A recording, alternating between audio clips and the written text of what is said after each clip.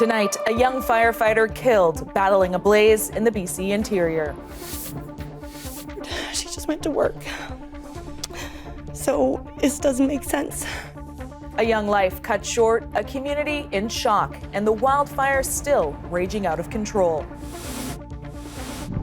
The aftermath of a destructive tornado. Everything happened like in a minute or so. Why we're seeing more twisters in Ontario and Quebec. India's launch to the far side of the moon. It's a moment of glory for India. Why they're hoping to go where no country has gone before. This is The National with Renee Filipponi.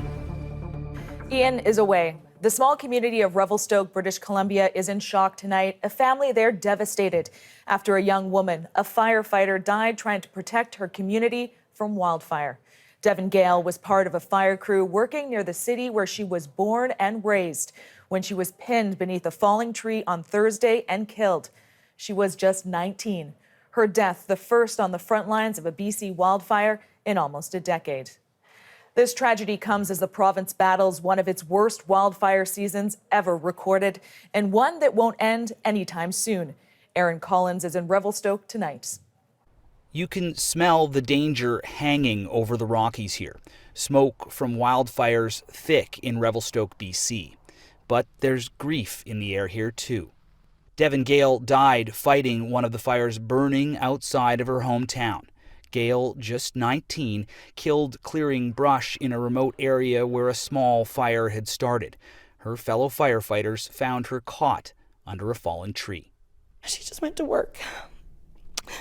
So this doesn't make sense.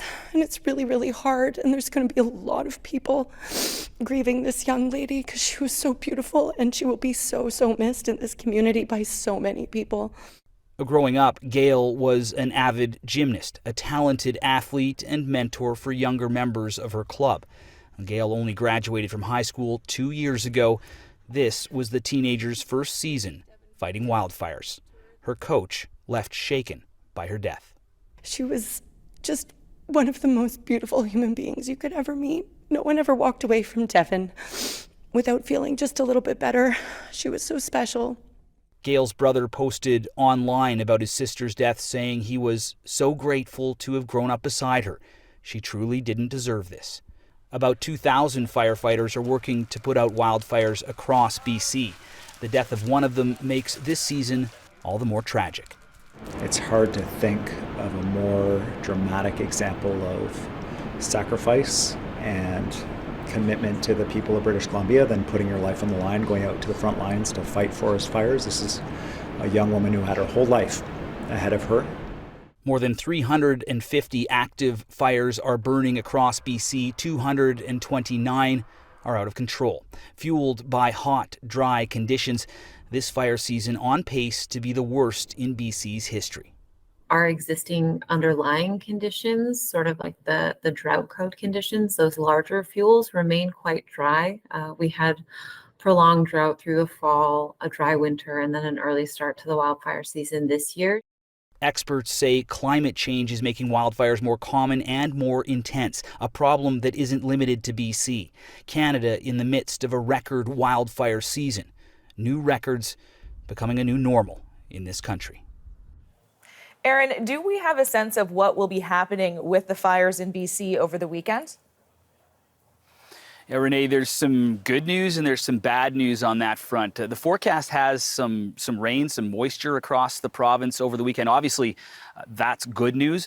Along with that moisture, that rain, though, oftentimes you'll see wind, and that's not so good because that could be fanning some of the flames of those existing fires. So, it's only July. And this part of the world obviously not out of the woods yet when it comes to forest fires.